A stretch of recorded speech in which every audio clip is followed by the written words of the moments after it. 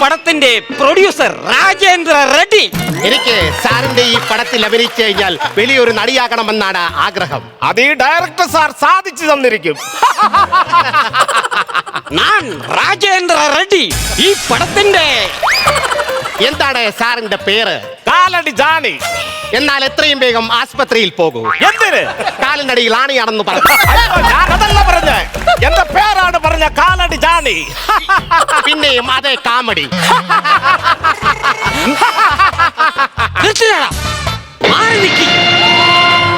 ഞാൻ ചോദിക്കാം, എന്താണ് കുട്ടിയുടെ പേര്? ലീല. എവിടെയാണ് കുട്ടിയുടെ വീട്? കൊട്ടാരക്കര. എന്താണ് കുട്ടിയുടെ വയസ്സ്? 22. ലീല ഇങ്ങ് വരൂ. ലീലയല്ല. അല്ലല്ലോ, അപ്പോൾ മാറി നിൽക്കേ. നിശബ്ദ ചിത്രത്തിൽ അഭിനയിക്കാനാണോ ഈ കുട്ടി വന്നത്? അല്ലല്ലോ, അപ്പൊ ഞാൻ ചോദിച്ചു കൊള്ളാം. കുട്ടി, എന്റെ പേര് രാജേന്ദ്ര ഷെഡ്ഡി. എന്റെ പേര് പറയാൻ എനിക്കറിയാം, നീ ഇടയ്ക്ക് കയറി സംസാരിക്കണ്ട. ലീലയുടെ പേര് പറയാൻ ലീലയ്ക്കറിയാം, നീ ഇടയ്ക്ക് കയറി സംസാരിക്കണ്ട. Shut up your bloody mouth. എന്റെ പേര് കൊട്ടാരക്കര ലീല. അയ്യോ, രാജേന്ദ്ര റൗഡി, ഈ പ്രൊഡ്യൂസർ. എനിക്ക് അങ്ങയുടെ ഒരു കാര്യം ഉണർത്തിക്കാനുണ്ട്. എന്താണെങ്കിലും ഉണർത്തിച്ചുകൊള്ളൂ. ഞാൻ സാറിന്റെ സിനിമയിൽ അഭിനയിക്കുമ്പോൾ ഇതിൽ തൊട്ടും തലയോടിയുമുള്ള രംഗങ്ങളുണ്ടെങ്കിൽ എനിക്ക് അഭിനയിക്കാൻ താല്പര്യമില്ല. നല്ല കാര്യമാണത്. കാരണം കുട്ടി വിചാരിക്കും പോലെ ഇതിനകത്ത് കെട്ടിപ്പിടുത്തമോ ഉമ്മ വെപ്പോ ഒന്നും തന്നെ ഇല്ല എന്നുള്ളതാണ് വാസ്തവം. എങ്കിൽ എനിക്ക് 100% സമ്മതം. എനിക്കും സമ്മതം. ആട്ടെ, ലീലയുടെ കാൽഷീറ്റൊക്കെ എങ്ങനെയാണ്? എനിക്ക് അങ്ങനെയൊന്നുമില്ല. ഏതെങ്കിലും ബെഡ്ഷീറ്റ് കിട്ടിയാലും ഞാൻ ഏതെങ്കിലും മൂലയിൽ കിടന്നു. അവൻകുട്ടിയാണ്. അതെ മുതലാളി, ആദ്യ ഓഡീഷൻ തന്നെ ലീലയുടെ ഒരു പാട്ടായാലോ? നല്ല കാര്യമാണ്. ലീല പാട്ടുകൾ പാടുമോ? അത്യാവശ്യം പാടും. എങ്കിൽ ഒരെണ്ണം പാടിയാട്ടെ. ഇപ്പോൾ ഞാൻ പാടുന്നില്ല. അതെന്താണ്? എനിക്കിപ്പോ അത്യാവശ്യമില്ല. അയ്യോ, എന്നാലും ഒരെണ്ണം പാടും. ഒരു പാട്ട് ഞാൻ പാടാം. ഞാൻ വലിയ പാട്ടുകാരിയൊന്നുമല്ല, എങ്കിലും ചെറുതായിട്ടൊക്കെ ഒന്ന് മൂളാറുണ്ട്. ഈ ചെറുതാട്ട് മൂളാൻ ടേപ്പ് റെക്കോർഡാണോ? എന്തായാലും ഞാനങ്ങ് പാടിയേക്കാം. മല്ലിക ബാണന്റെ അമ്പുകളോ കൺമുനത്തുമ്പുകളോ മുല്ലമലർക്കൊടി അമ്പുകളോ പൊന്നിളം ചുണ്ടുകളോ വന്നല്ലോ ഫീലിംഗ്, വന്നല്ലോ ഫീലിംഗ്, വന്നല്ലോ ഫീലിംഗ്, വന്നു വന്നു കൊല്ലുന്നല്ലോ ഫീലിംഗ്.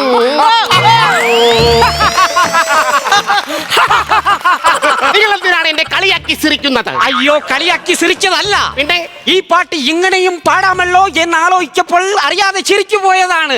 അങ്ങനെയാണോ? അതെ. എങ്കിൽ നാനും കൂടി ഒന്ന് ചിരിക്കട്ടെ. ലീല, പാടി ക്ഷീണിച്ചതല്ലേ, ഈ ജ്യൂസ് കുടിക്കോ.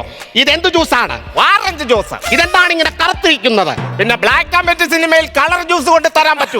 ഇല്ല. ഇല്ലേ, ഇനി ഈ നമ്മുടെ പടത്തിലെ ഒരു മർമ്മപ്രധാനമായ ഒരു സീനാണ് നമ്മൾ ഇവിടെ ചെയ്യാൻ പോകുന്നത്. എന്താണ്? അഭിനയ സാധ്യതയുള്ള വേഷം. അതാണ് ചെയ്യാൻ പോകുന്നത്.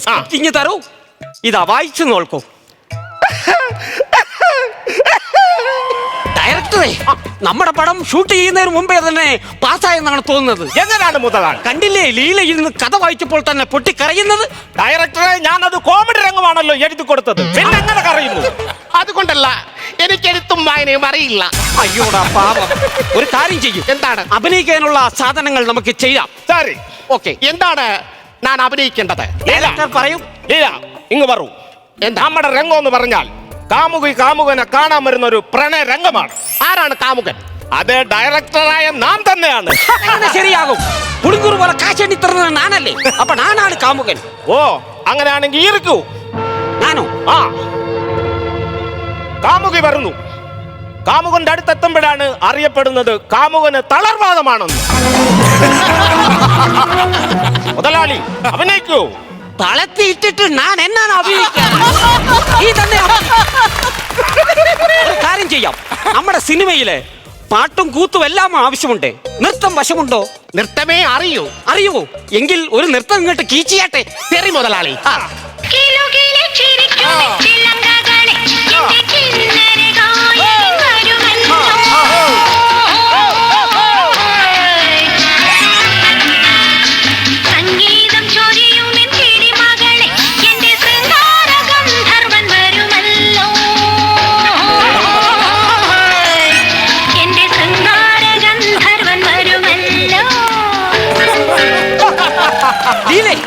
പൊളിച്ചു കളഞ്ഞു. അതിഗംഭീരമായിരിക്കുന്നു. ഒരു കാര്യം ചെയ്യൂ, ഇതിരിക്കട്ടെ അഡ്വാൻസ് ആയിട്ട്. വളരെ നന്ദി മുതലാളി. നാളെ തന്നെ നമുക്ക് ഷൂട്ട് തുടങ്ങണം. ശരി മുതലാളി. ഓക്കെ, അടിപൊളി. ഡയറക്ടറെ, നമ്മുടെ പടത്തിലേക്ക് ഒരു നല്ല ഉഗ്രൻ നായികയെ തന്നെ കിട്ടിയിരിക്കുന്നു. അതുകൊണ്ട് നമുക്ക് നാളെ തന്നെ പിച്ച എന്ന പടം നമുക്ക് ഷൂട്ട് ചെയ്യാം. അതെങ്ങനെ സാധിക്കും മുതലാളി? അതെന്താണ്? ഈ പിച്ച എന്ന സിനിമയ്ക്ക് വെക്കാൻ വെച്ച 30,000 രൂപയല്ലേ ലീല കൊണ്ടുപോയത്? അത് തന്നെയാണ് ഞാൻ പറഞ്ഞത്. ലീല കൊണ്ടുപോയല്ലോ പൈസ.